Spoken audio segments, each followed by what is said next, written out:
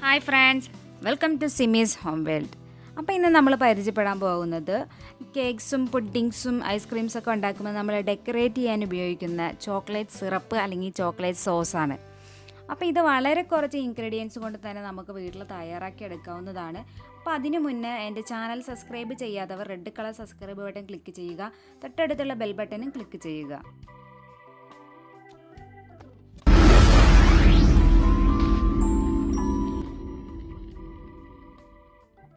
ഇതിന് വേണ്ടിയിട്ടുള്ള ingredients: 1 cup പാല് 250 ml ആണ്, 1/4 cup cocoa powder 60 ml, 2 tablespoon butter, 2 pinch ഉപ്പ്, 2 teaspoon maida, 6 tablespoon sugar. ഇനി നമുക്കതിൻ്റെ പ്രിപ്പറേഷൻ നോക്കാം. ആദ്യം നമുക്ക് ഈ കൊക്കോ പൗഡർ ഒന്ന് അരിപ്പയിൽ അരിച്ചെടുക്കാം.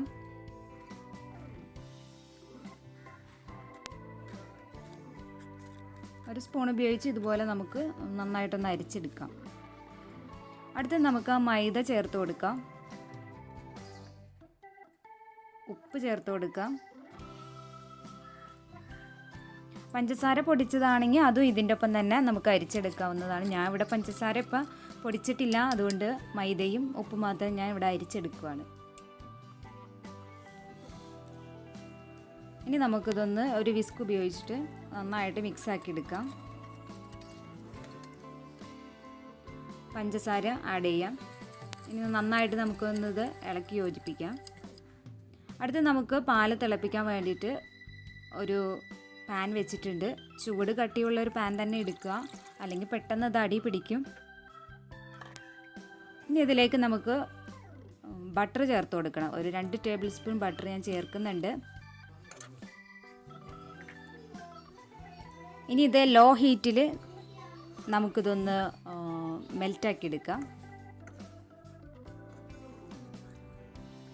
അങ്ങനെ നമ്മുടെ ബട്ടർ ഇവിടെ മെൽറ്റായി വരുന്നുണ്ട്, കളറൊക്കെ മാറി വരുന്നുണ്ട്.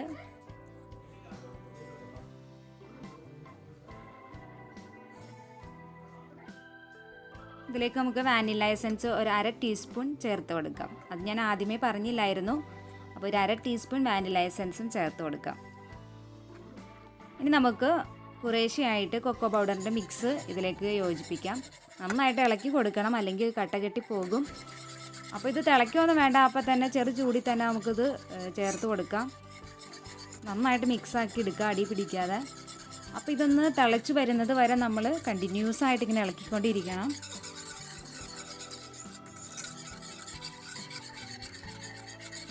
ഒരു 5 മിനിറ്റ് ലോ ഹീറ്റിൽ നമുക്കിത് തിളപ്പിച്ചെടുക്കാം. 5 മിനിറ്റ് മതിയാവും.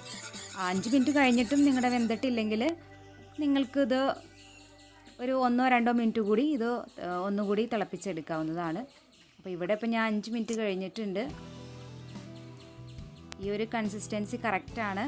അപ്പോൾ ഇത് ഒരുപാട് തിക്കായിട്ട് എടുക്കരുത്, കാരണം ഇത് തണുപ്പ് ആയി കഴിയുമ്പോൾ ഒന്നുകൂടി ഇത് കട്ടയാവും. അപ്പോൾ അതുകൊണ്ട് അത്യാവശ്യം ഒരു ലൂസിൽ തന്നെ ഇത് എടുക്കുക. പിന്നെ ഉണ്ടാക്കി കഴിയുമ്പോൾ നിങ്ങൾക്കിത് തിക്കായിട്ട് തോന്നുന്നുണ്ടെങ്കിൽ നിങ്ങൾ ഒന്നുകിൽ മിൽക്ക് അല്ലെങ്കിൽ ബട്ടർ ആഡ് ചെയ്ത് കൊടുക്കുക, അല്ലെങ്കിൽ ചൂടുവെള്ളം ചേർത്ത് കൊടുക്കുക. അപ്പോൾ നിങ്ങൾക്കിത് ലൂസായി കിട്ടുന്നതാണ്. അപ്പോൾ ഇത് കറക്റ്റ് ആ ചോക്ലേറ്റ് സിറപ്പിൻ്റെ കൺസിസ്റ്റൻസിയാണ്. അപ്പോൾ നിങ്ങളിതെല്ലാവരും ഇത് വീട്ടിലൊന്ന് ട്രൈ ചെയ്ത് നോക്കണം. വളരെ സിമ്പിളായിട്ട് നിങ്ങൾക്ക് തന്നെ തോന്നുന്നില്ലേ? അപ്പോൾ നമ്മൾ കടയിൽ നിന്നൊക്കെ റെഡിമെയ്ഡായിട്ട് ഇത് വാങ്ങുന്നതിൽ എത്ര നല്ലതാണ് നമ്മൾ വീട്ടിലുണ്ടാക്കുകയാണെങ്കിൽ. അപ്പോൾ അത് നിങ്ങളെല്ലാവരും ട്രൈ ചെയ്ത് നോക്കാം.